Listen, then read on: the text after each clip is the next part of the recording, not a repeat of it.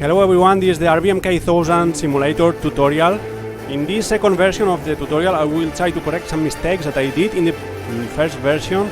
I will also try to make a more dynamic video and more educational, trying to explain everything I do. And by the way, this second tutorial is motivated by comrade CSS01 who pointed out the mistakes in the first one. So let's go to the simulator. I already have the simulator up and running to save some time. So to start I will open the schematics to show a bit what the nuclear power plant consists in. We have the reactor here with this pink part, which is the core, loop 1 and loop 2, which are these three pumps in each side. By the way, the pumps, if they are green, it means they are off, red, they are on. Then if we follow the circuit going farther from the reactor, okay, we will do the circuit in the same sense that is made by the steam. So the steam is created in the drums here and here. It goes to the turbine, through the turbine and the condenser, or bypassing the turbine through this channel here. Once it's condensated by the condenser that is cooled down by the water from outside of the plant, it goes to the condensate system, which are these three pumps here, which pump the water to the treatment system, which removes salt and other impurities of the water, and then it goes to the aerator here, to the feed water pumps and back to the reactor. So the strategy is to start from the farthest point of the reactor, which are these two pumps here, and make all the way through the system until the reactor, turning on the pump as we advance. But before doing this, we need to assure that the quantity of the water in the system is the correct one, so we need to turn on these two pumps here that inject water into the system. These are the water treatment pumps and condensate storage. So we turn the pump 1 and pump 2 and open the valves. And we see how the flow increases as the valves are opening with the pumps turned on. That's good, and now we can already go to these two condenser circulating water pumps. So turn on the two pumps and we see the flow increasing. It should increase to 44,000. 44,000, perfect. We can close this panel. Following the diagram, next is the condensate system. So the function of the condensate system is to pump water that has been condensated here. That's why the name condensate. It's just water, but they call it condensate because it's just after it has been condensated from steam after going through the turbine. So go to the condensate, switch on one of the three pumps for the startup procedure. We set the aerator level into auto. The aerator is this next step. So it's a place where these pumps are pumping to the water. So the level of the aerator is controlled by these pumps. So we set it into auto and the aerator level is set to 0. Then we turn on the polishers, which clean the water, and here we have indication of the conductivity. Higher conductivity means higher salt concentration in the water, so it means it's more and more dirty. When the conductivity is too high, the polishers cannot keep cleaning the water, so we need to regenerate, pushing these buttons here to inject fresh water into the system. Why we need to do this? Because high conductivity and highest salt concentration means that we can have corrosion inside the reactor. Okay, if we follow the path, we go to the deaerator, and the deaerator needs to be set into auto. The pressure set point is fine, 98 kilopascal, and we need to open the deaerator vent valve to 50% more or less. The function of the deaerator is to extract the dissolved air in the condensate water to avoid corrosion of the reactor, same as salinity. Where does it go? The air that we are extracting from dissolved water, it goes to the HEPA filters, which we will see in a second. So we're at 35% of the aerator vent valve, and okay, it's fine, 45%. So the air we extract here goes, I don't know if it's plotted in this diagram. It seems it's this, yes, it's this line here, goes here, here, here, here we have a drain, and here we have a radioactivity monitor. So this is the EPA filter, which needs to be in and the bypass flow closed. And we have the monitor here, which is telling us the radioactivity now is 0.03%. Okay, next step is these 3 pumps here, which are the feed water pumps. For the startup procedure, we need one out of the 3 on. And the procedure to start this pump, it's first we open the inlet valve of the pump we want to start. Once the inlet valve is on, we turn on the pump. And once the pump is on, we will see this light lighting up. We will open the discharge valve. Okay, it's on, we open the discharge valve. This sequence is like so to avoid cavitation, just for that. And then if we look at the drum level control, it's in 1 element control now, so we see the 3 element control indicator is not on, and we are in the startup valve, we are in auto, so it's all correct. We can close this, and if we continue the path, we reach the loop 1 and loop 2. The function of these loops is to circulate water through the core. Okay, so this is not like in a PWR reactor in which we have primary circuit, we have the pumps of the primary, then we have the heat exchanger, and then we have a secondary circuit.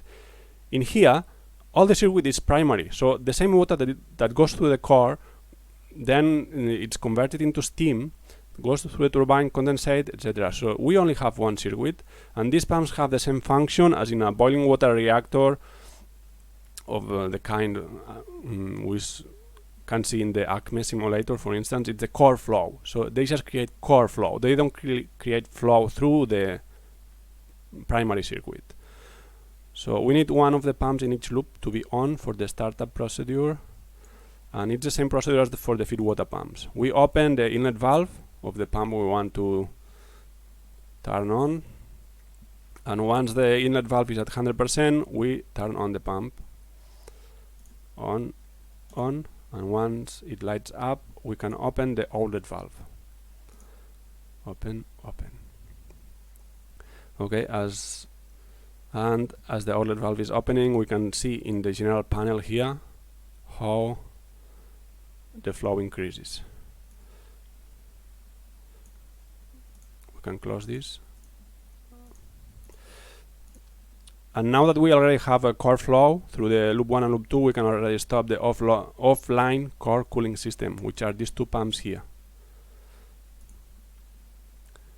So we stop the pump, and once the flow reaches 0, we will stop the outlet valve. We should not stop the outlet valve until it's 0, otherwise we will create a dynamic effect in which, because of the inertia of water, we will create a peak of pressure, and this can break things.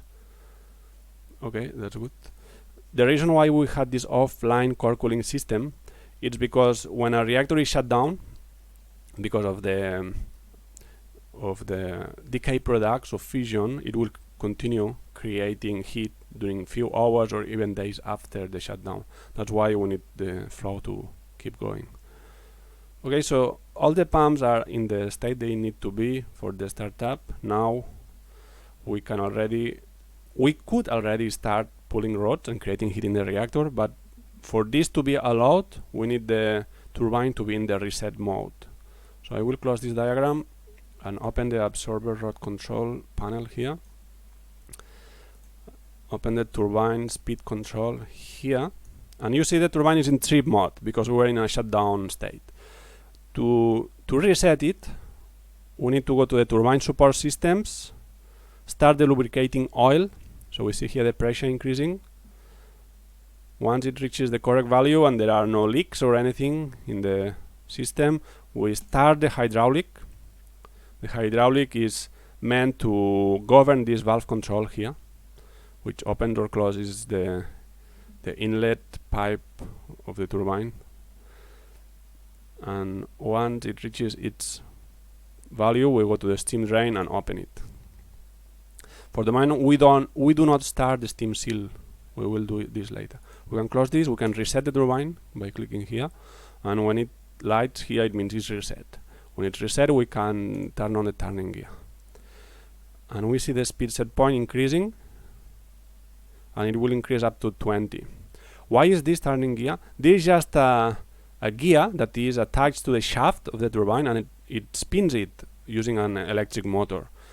Why is this? Because you know that dynamic and static friction coefficients are different. Usually dynamic friction coefficient is lower than static friction coefficient. This is because of the microsurface roughness or texture of materials. Even if materials are polished and appear to our eye or to our touch to be perfectly flat, at some microscopic level there is always some micro texture. This is what causes the static coefficient of friction be higher than the dynamic coefficient of friction. And this is the reason why to start moving something that is in still position, having friction with another object, is harder than accelerating a thing that is already moving, because the thing already moving, like sliding on a surface, is already having the dynamic coefficient of friction, which is always lower, or most of times is lower than the dynamic coefficient of friction, in particular in lubricated surfaces, which is the case. The shaft, or the point where the shaft contact the shell of the turbine or the bearings, is lubricated. So we need this to be rotating to have a dynamic coefficient of friction. So now it's at 20 RPMs, so it's ready to receive steam to start speeding up more and more. Okay, and now that the turbine is in reset position, we are allowed to start pulling rods to bring the reactor up to criticality.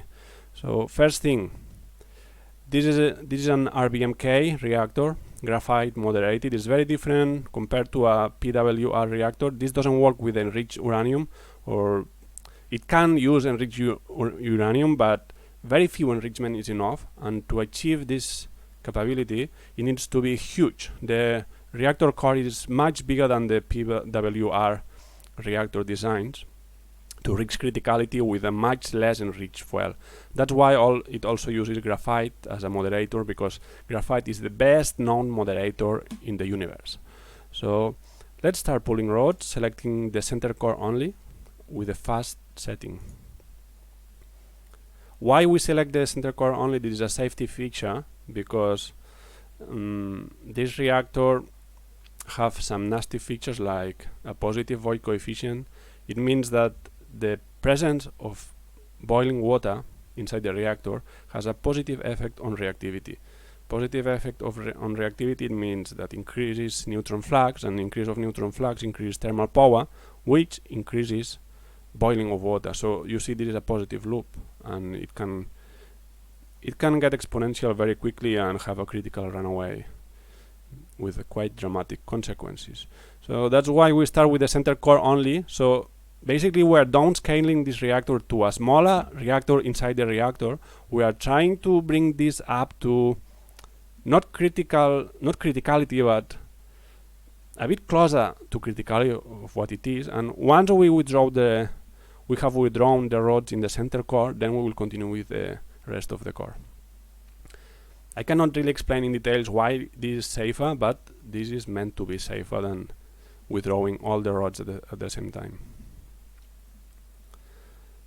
Maybe it has to do something with the longitudinal distribution of activity, because if we withdraw rods all at the same time, at some moment you will have all the bottom half of the core exposed or having a high activity while the upper part has no activity. Instead, if you extract the center core only first, it will be more homogeneous along the core. It's just a hypothesis. If there is some expert on this reactor, please, you could comment on that. Okay, and so now you see the neutron rate slowly increasing. Here we have an indicator of the activity in a logarithmic scale. It's at -42 now. At around 0 we will get criticality, so we are quite far for the moment.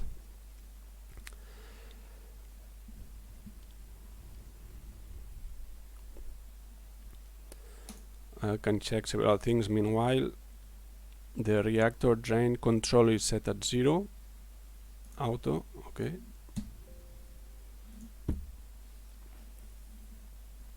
The condenser vacuum system needs to have the condenser air ejector on. Okay, it will light up when the condenser vacuum surpasses 20 kilopascal, so that's good. Turbine support systems. Now it's the moment to start the steam seal, to be ready for when we start to open the valve control. Okay, and steam seal is essential to create the required condenser vacuum. Otherwise we cannot build up vacuum in the condenser, because basically the pressure from the primary is going through the blades of the turbine to the condenser, so the vacuum doesn't build up. Basically the steam seal are some circular rubber straps that seal the gap between the blades and the shell of the turbine, sealing it basically. Okay, I can close this. And now I can go to the main steam dam control, which controls the opening of the bypass. I will open the schematic. Here we have the main steam line. Here it enters the turbine in different points, higher and lower pressures. And here we have a bypass. So the valve that controls the bypass is governed by this window here. Now it's set at 1000 kilopascal, so 1 megapascal. We need to increase this to 7 megapascal more or less, which is the design pressure of the main steam line. Let's set it at 7500 kilopascal. This is important to be set at 7500 kilopascal, because if we don't do and we start creating pressure in the drum, we will have a disc rupture problem. The disc rupture is because of a safety feature that is implemented in all nuclear power plants, which is a physical metallic disc that breaks when the differential pressure is too high, to avoid breaking other parts like the reactor or some parts that could be more catastrophic. So this is good now. The aerator, it's also in the good position. I will already open the reactor power control here.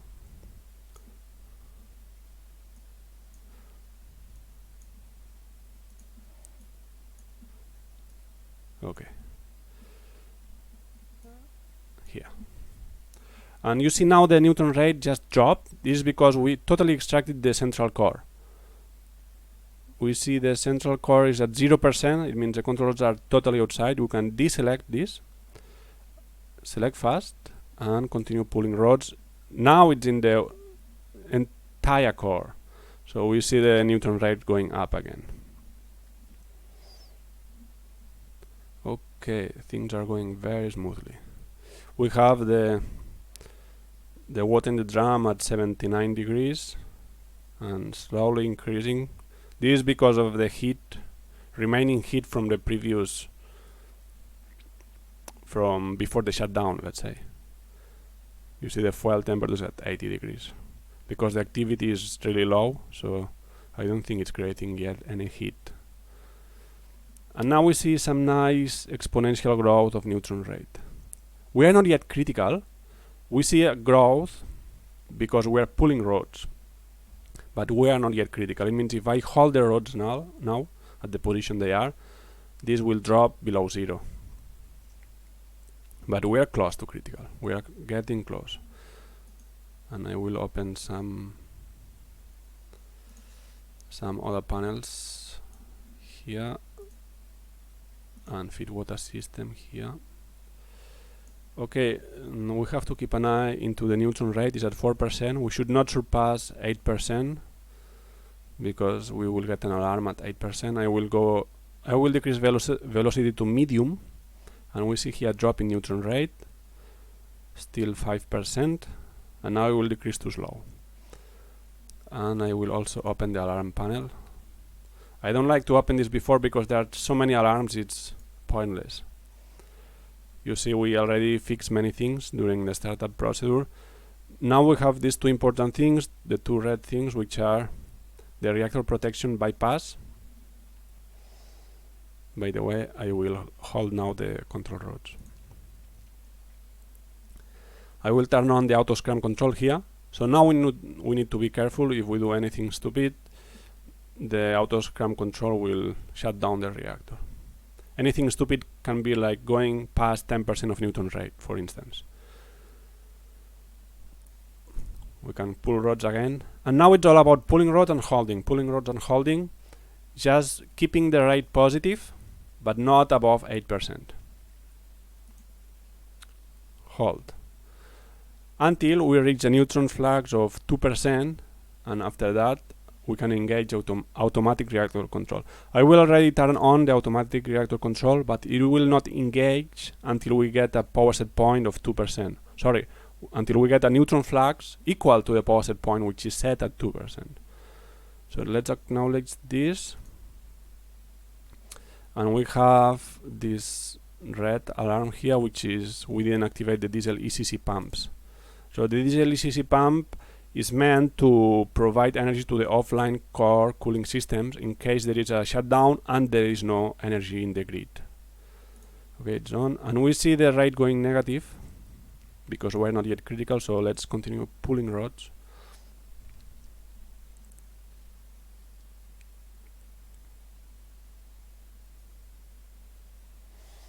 And if we go past 8% here, I will hold. But we got the alarm neutron flags higher than 8% per second.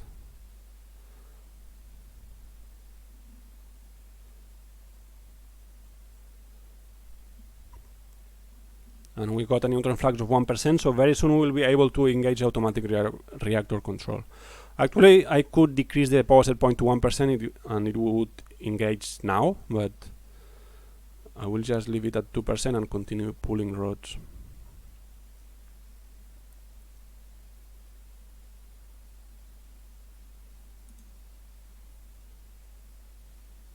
Okay, we got the alarm again. Just leave me alone, I know what I'm doing. And we're at a neutron flag of 3%, but it seems it didn't engage.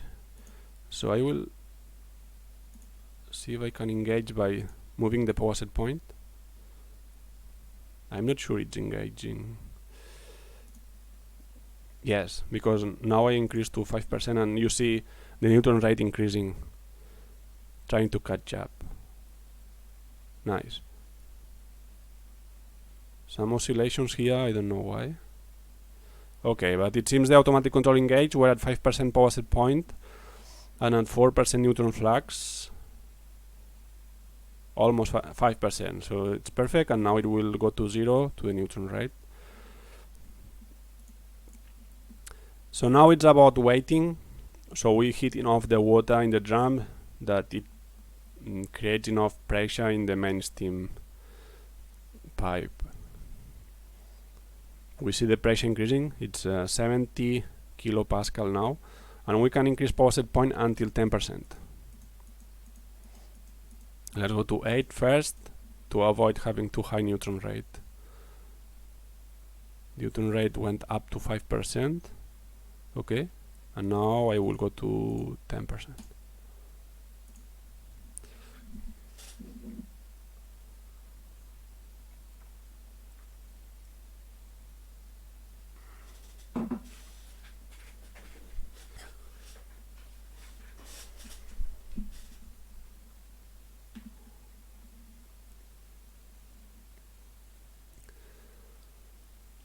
We see that the thermal power is not yet 10%. There is some delayed effect of the heat production with respect to the neutron flux. It's 9.1, 9.2% now. Fuel temperature 270, and the water temperature in the drum 136.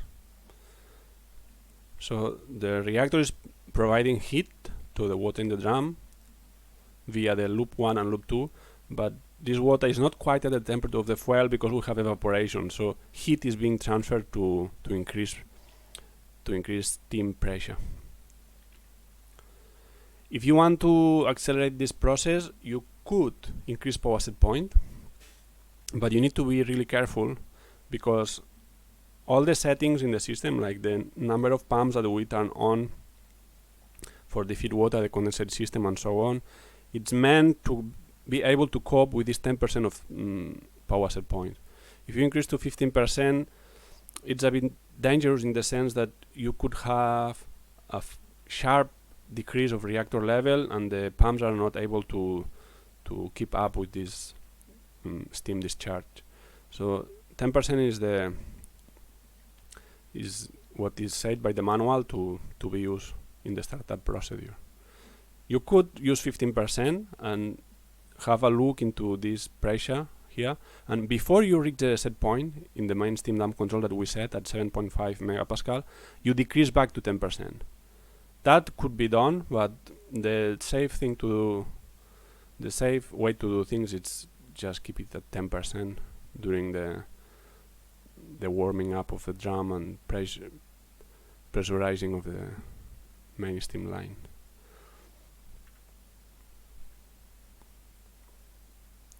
Very soon, probably when we reach 1000 kilopascal in the drum, we should see the condenser vacuum increasing.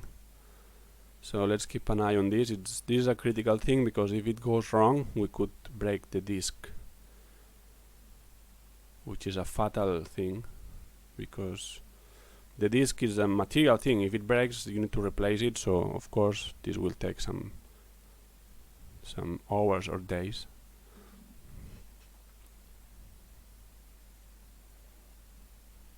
Okay, and you see in the trend chart the condenser vacuum increasing. This is perfect. And I will check the condenser vacuum system. You see the condenser air ejector is on. It turned on when we pass the 20 kilopascal barrier, and you see the drum pressure continues increasing. So everything goes smoothly.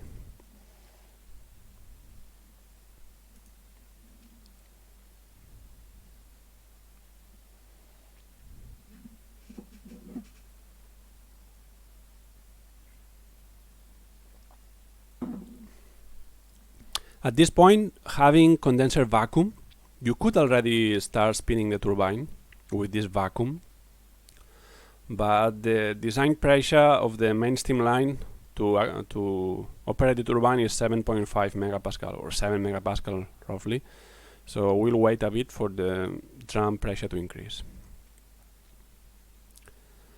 Then I will spin up the turbine using two methods, so I will use manual and auto. So I will go from 20 RPMs to 900 using auto setting, and then I will switch to manual, so everyone can see both methods and you can use what is more convenient for you. I would say for rookies it's easier to use auto, of course, because it's slower and it lets you take the time if there is some problem to fix it. Of course, in the manual setting you can be faster, but it's a bit more dangerous if you overshot the design speed or whatever. So how it works, the auto setting is it cycles through these speeds here, 900, 1800, 2700, 3600, and you need to click the next one each time you reach one stage.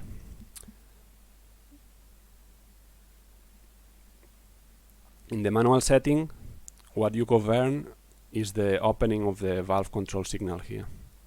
So you open more or less, and you keep an eye into the speed to reach the desired speed.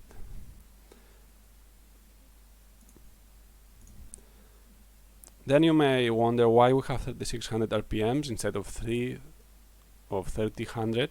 This is because this simulator is made by Simgenics, a US company, and you know the American grid works at 60 Hz, not 50 Hz like the Russian Soviet grid or European grid. So if we were in a European grid, the generator needs to spin at 3000 RPMs to synchronize. In this case, we'll make the generator spin at 3600 RPMs. I wonder why they made this like that, even if this is a US company. No RBMKs were ever built in US. So for sure there is no RBMK in the world with this feature here. But I guess simgenics, because they made control panels for other industries, they already had this module, this generator module for other simulators, and they just use it as it was. It was already designed. Okay, the pressure is very nice, 5000 kilopascal already.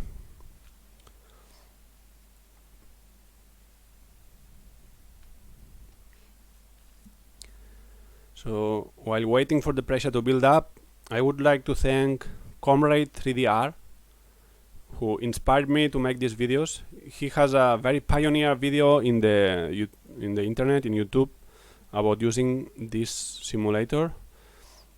It doesn't have voiceover, this video, so it's not that easy to follow, but anyway, it's a pioneer. I discovered the simulator because of him.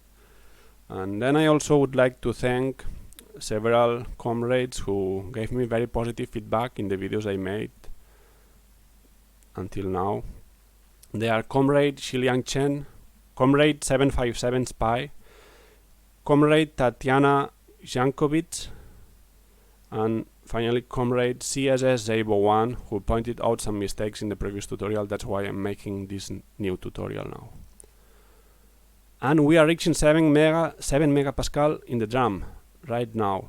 Very soon the alarms will disappear, the low main steam temperature and the steam turbine. Oh no, this is not an alarm, this is just information.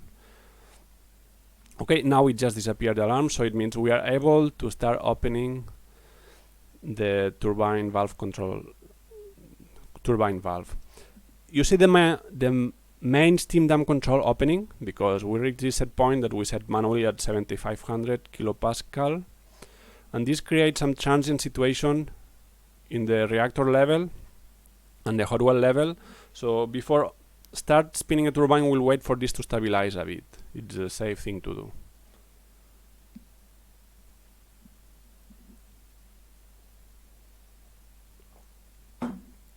It seems it's stabilized. Reactor level is not decreasing further. It's starting to recover. So I will select the auto setting, click 900, and we'll see the speed increasing in the rotor of the turbine. We see the valve control signal at 0.3%, 1.8, 0.3. It's oscillating to keep the speed increase rate that is determined by the Scala computer. You see that it's set to medium. I didn't change this. You could select slow or fast to change this speed rate. So this will go up to 900 RPMs. Once it reaches 900 and it stabilizes, I will switch to manual and then continue actuating this valve manually to go up to 3600. Once we reach 3600, we will need to synchronize to the grid. And this is a quite critical point, synchronizing to the grid. I would say it's the most difficult part of starting up this nuclear power plant. It's a moment where you are most likely to do a mistake.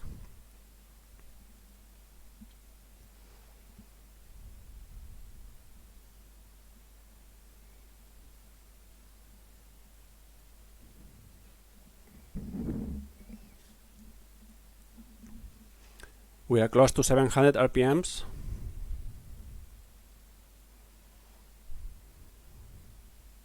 And we see how the valve control is opening more and more to keep the same rate. This is because of the drag of the fluid inside the turbine and also the friction. Even if the friction is the same, because we are in a dynamic friction, so it doesn't depend on velocity. The power dissipated by friction depends on velocity, because power is force times velocity. Here we are talking about angular values, so it's torque times angular velocity. But anyway, it's the same idea.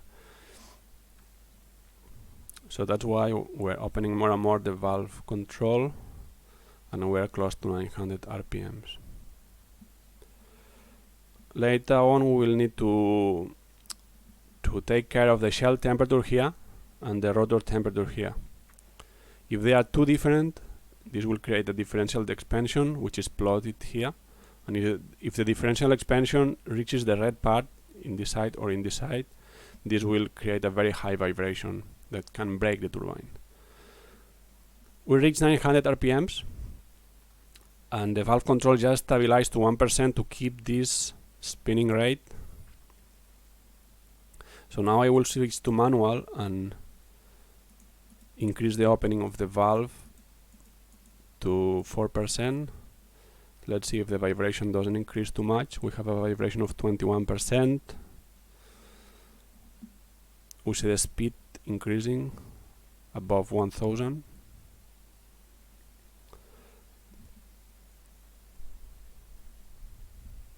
And as speed increases, I will keep opening the valve to compensate for the drag. Okay, we're at almost 1500 RPM, so I will increase the opening to 6%.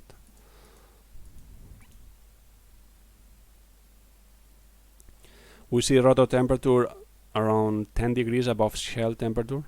No, more like 6.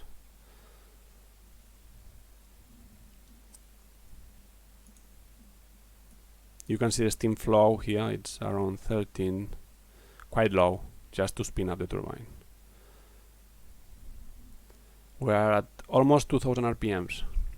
I will increase more the valve opening at 8%.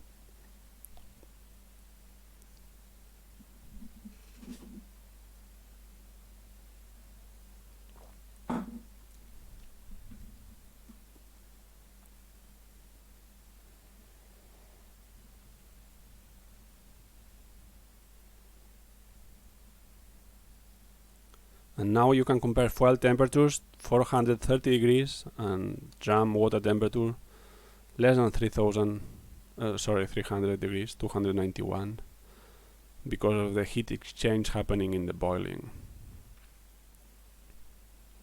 We're at almost 2600 RPMs, and I will open a bit more the valve, and this will be the last increase. After that, I will start decreasing the valve opening. I know that for terminal speed of 3600, we need around 4.5 or 5% of valve opening. So I need to be careful to reduce this 10% before we reach this nominal speed.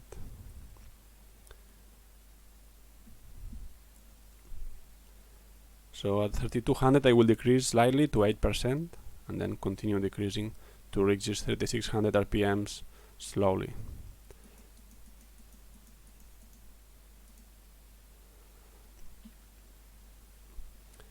To synchronize the generator to the grid, it's very important to follow the following procedure. You need to have an ascending speed rate, so you need to be very close to 3600 but slightly below and have an ascending rate. Why is this? Because at the moment you close the brake, closing the brake means synchronizing the rotational speed to the alternate frequency of the grid. You need to have a positive load. Positive load means that the turbine will be, or the generator will be giving energy to the grid, not the contrary. If you have negative load, immediately it will disconnect. So that's why you need to have an increasing speed. It means you have some excess energy from the steam driving a turbine that can be used to inject energy into the grid. So we are almost at 3600. I will decrease to 5% now.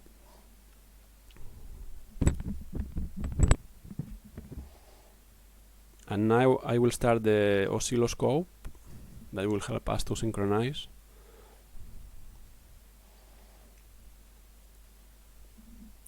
Immediately after closing the brake, when we synchronize, I will open a bit more the valve control. I will also increase the set point now, so we are sure that we have an increase of pressure. So this will help us to have this positive rate in the speed.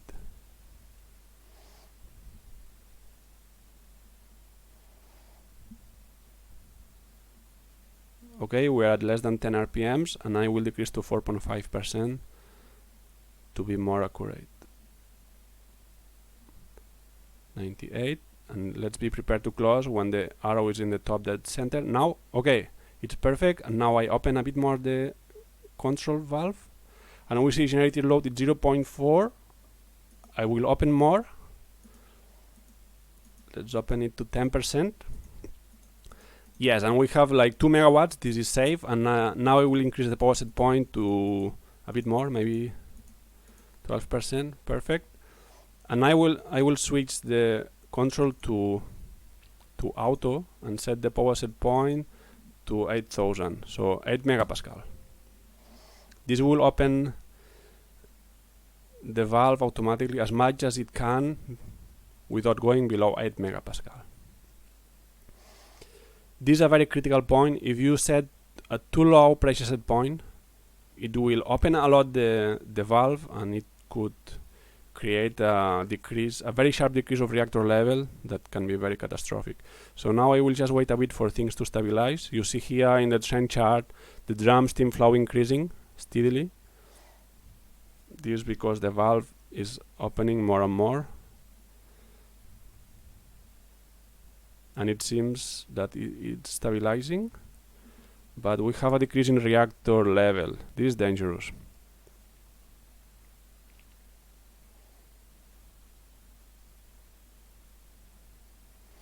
Okay, the decrease stopped. We are below 15% of power set point, so we should be safe with just one condensate and one feed water pump. But nevertheless, these decreases are dangerous. And now, because we have a positive load, let's say above 10 megawatt, we can switch to main valve. So I switch to main valve, and you see the system automatically opens the main valve as it closes the startup valve.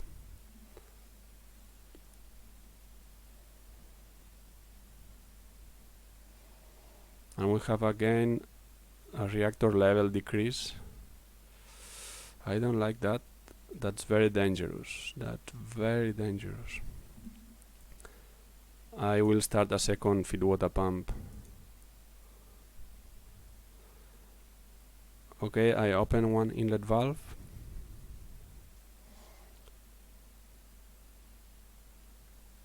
I turn on the pump.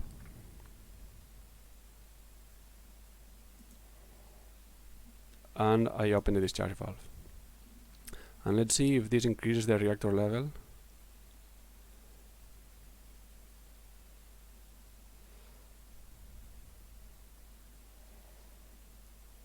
Actually no, and it's decreasing the hot well level. So the bottleneck must be in the condensate pumps. I will turn on the second pump.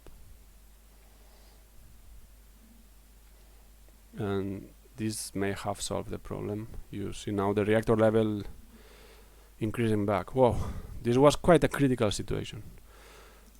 Okay, so I will continue with all the procedure. I will switch to 3-element control. We cannot go above 15% of power set point in the reactor without 3 elements. And I will switch to the main valve to the drum level control. And I will turn on the third feed water pump.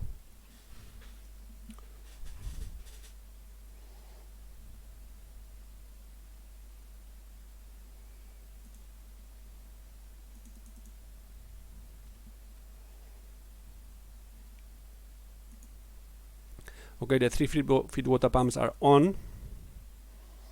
All the settings in the drum level control are fine. I can close this dialog.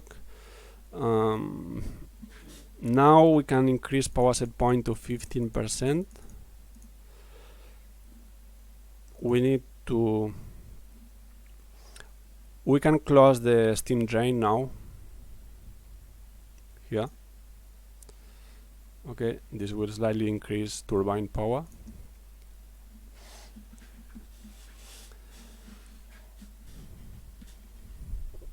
And I will have a look into the schematic to make sure I don't forget anything. So we have the 3 feed water pumps, we have 2 of the condensate, and 1 in each loop in the reactor. So this looks fine to me. we'll need to start the second the pump 2 in each one of the loops after 25% of power set point. So now we can keep increasing power set point to 25. Let's keep an eye on to the neutron rate, not to surpass 8%.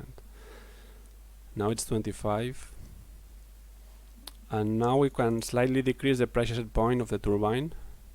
We can go, we should not change this too quickly, so let's go 200 by 200.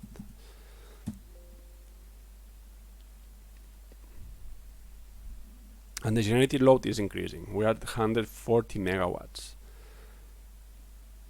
We need the second pump now to go past 25% of power set point. So the same as for the first pump. Open inlet valve, turn on the corresponding pump, open the outlet valve.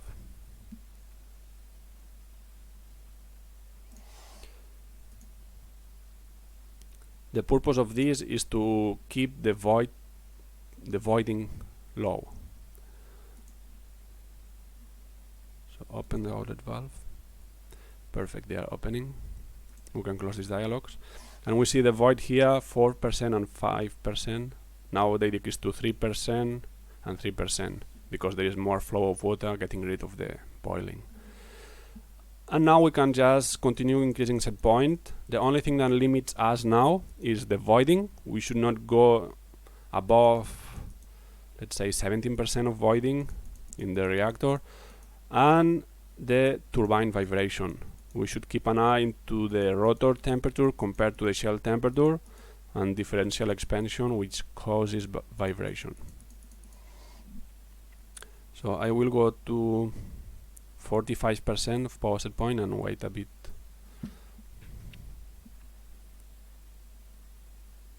Generated load at 300 megawatts, so this is increasing quickly.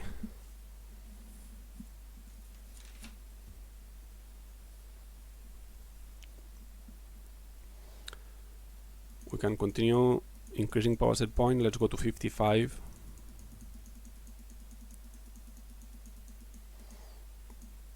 Okay, and let's wait a bit for things to stabilize. I didn't use cheat engine. I forgot to talk about this at the beginning of this tutorial because for Xenon it's not needed.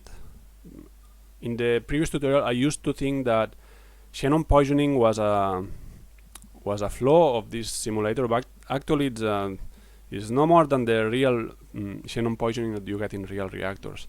The problem with the RBMK is that the Xenon poisoning is much more critical than in a PWR. In a PWR you have a quite big poison override time, like 1 or 2 hours after shutdown you can still bring up the reactor to power. Actually in an RBMK reactor you are not allowed to restart the reactor after going below 50 megawatts or so. I think it's 50 megawatts because the poisoning becomes too dangerous. You need to withdraw too many rods and then you can have a critical runaway when the poison goes away.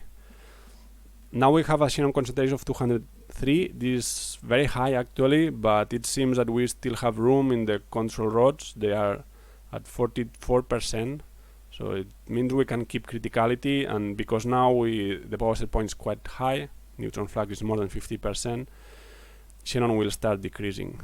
So it seems we took advantage of the override time, poisoning override time. Okay, so let's keep increasing power set point. Rotor temperature 249, shell temperature 233. Differential expansion is 0.039, so this is 3.9 centimeters, and the vibration is 40%. Quite high, but it's fine. It's far from 100%. Let's increase power set point to 75%. And you see now the void in the loop 1 and loop 2 is 14%. So very soon will be time to turn on the pump 3. Maybe I will do it now. I will open the inlet valve of the pump 3 in each one of the loops. And this has an advantage. It not only avoids too high voiding, which is a dangerous feature in this kind of reactor, but also increases the thermal efficiency. So I calculate that turning on the pump 3, it can increase around 50 megawatts at full power, something like that. Turn on the pump here and here, and open the discharge valve. Okay, so when this discharge valve are at 100%, we'll have the maximum flow we can have through the core. This will likely increase the temperature in the drum. It's at 295 now. Let's see if it increases. Well, it's not obvious.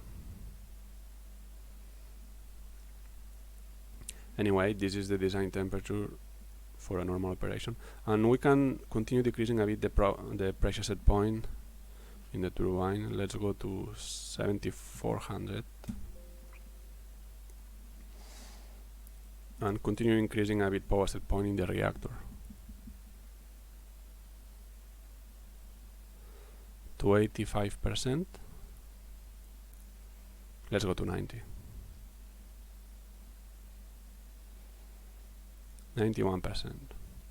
And we have a generated load of 40 megawatts. That's escalating quickly. Very good. Partially this is because we are decreasing pressure in the drum, so we are using some accumulated energy in form of potential energy because we have pressure, and because I just decreased the pressure set point, we're taking advantage of this reserve of energy. So yeah, you see, probably it will go slightly back the generated load when we already used all this excess pressure. Anyway, I can keep increasing power set point. Let's go to 95%. 95.5. And we should be careful with the neutron flux here. You see that is slightly higher than power set point. And we can never reach 100%. If neutron flux reaches 100%, even if it's 0.0, it will create a meltdown. It's how this simulator works. So we should keep this at most at 99.9%. Generated load at 900 megawatts, as I was saying. The excess power was due to the accumulated pressure in the drum. Oh no, we're at 850, no? Okay, I said nothing. Let's decrease power set point to 7300, and this is about the limit without getting a low pressure alarm. So this will be the last decrease of pressure set point of the turbine, and I will continue increasing power set point. Now careful.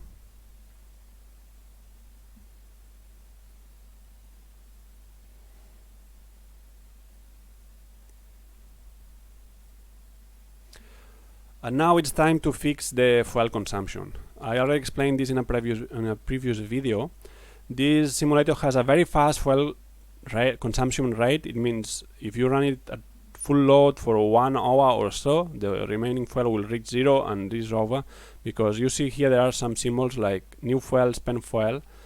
At the beginning the simulator was meant to be able to simulate refueling, but it doesn't work in the nowadays version. So we cannot use this feature, it will crash the simulator. So I use cheat engine to stop the fuel usage. So I open cheat engine, click here, select the task Chernobyl RBMK reactor unit 3 malfunctions off. Load this table, no. I want this one. The first memory address, which was found by Comrade 3R, it's 123.210. This is for the xenon or xenon. So the following 25 are the fuel channels. If we select all of them, we'll fix fuel consumption.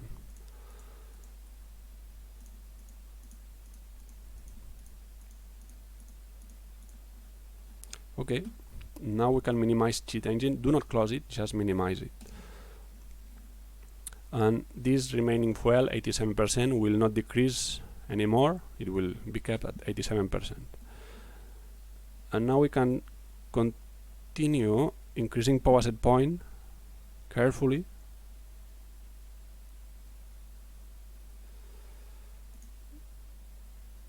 You see that the neutron flux is at 99.1%. So it seems we are at one click from the maximum power set point we can reach. I will wait a bit for things to stabilize.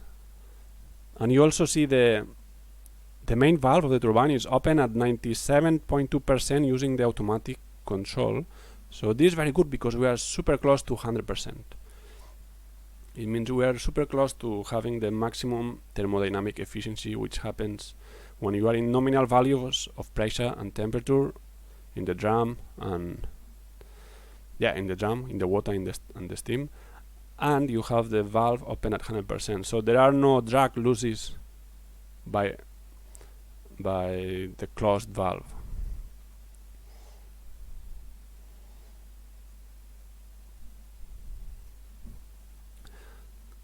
So it seems I will be able even to give two more clicks to this power set point because the neutron flux just went down a bit.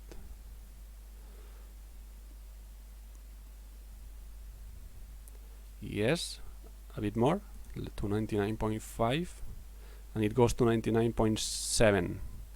So we're really close to a meltdown. We are not able to go further to 100% power set point. We see generated load is 984 and the opening is almost 100%. I would like to just switch to manual. I will do it to avoid these vibrations. You see these vibrations in the trends. This is because we're using automatic valve select or valve control in turbine. So it opens and closes the valve to keep the pressure set point. I will switch to manual and we will get rid of these oscillations. And now we see at the position the valve was when I switched to manual, this slightly increases the pressure in the drum. So now we are still getting an alarm of low pressure, low main steam temperature, but we're very close. I think it's 7350 when this alarm disappears.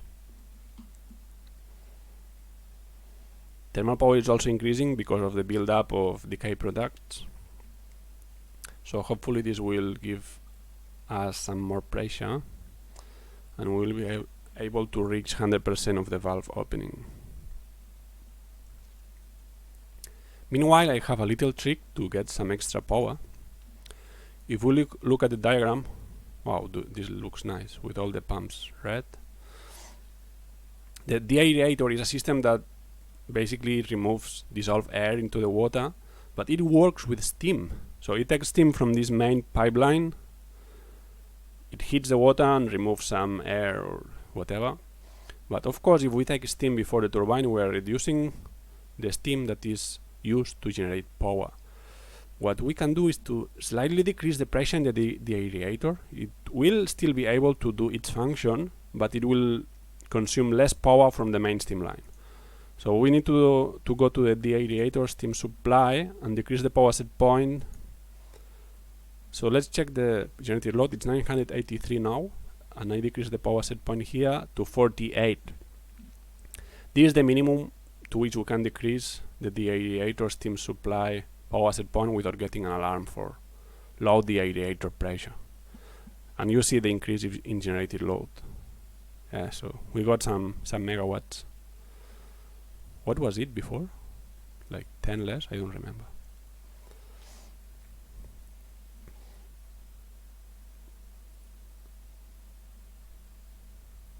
Okay, we can close this. And now I will take the risk to open at 100% the main valve. Probably this will make the drum pressure to drop below the 7.3 megapascal, but it will be fine. It will be just by 0.1 megapascal or so. So I will open to 100% to see what's the power we can get. And we got generated load of 1005 megapascal, and now it decreases because we are decreasing pressure in the drum. So it went below 1000 again, and I'm not able to increase power set point now because we're at less than 0.5% of meltdown.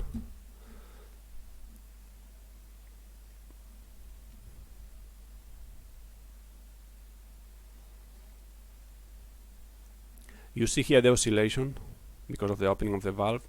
The reactor just trying to catch up with this new situation. And I'm wondering if I can do anything else to reach high generated load. This is the best setting for thermal efficiency, so all the loop 1 and loop 2 pumps are on. These 3 pumps are set into auto, so I was thinking to shut down one feed water pump, but I don't think this will help because they are not using steam to pump water. So the only thing we could do is to decrease the aerator pressure. We are already in the limit, so I will not decrease any further. And it seems that's it for this stage of the video. I cannot give you more power. We're at 992 megawatts. But because we're using cheat engine to fix fuel consumption, I can really leave this running for hours, like 2, 3 or 4 hours. The thermal power will increase, it's likely to increase to 96 or 97% after 3 hours, and at that time probably we will have a generated load of 1030 megawatts, more or less, 1040 at most. Yeah, something like that. You see the drum pressure dropped to 7.1 megapascal, and according to Comrade's CSS ZABO1, this is within the design pressure. So we have water temperature of 288. He told me 284. And where is the entry temperature? We have the fuel temperature of 816, water 288.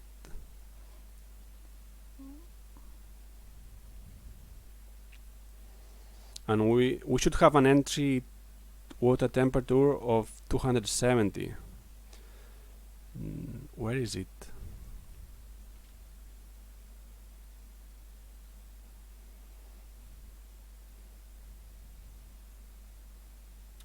Anyway, it seems the values are right.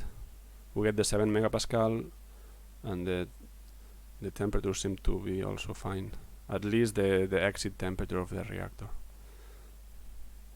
So that's it. We finished this video here. This is the updated tutorial. I hope this was useful. If you have any questions, please comment below.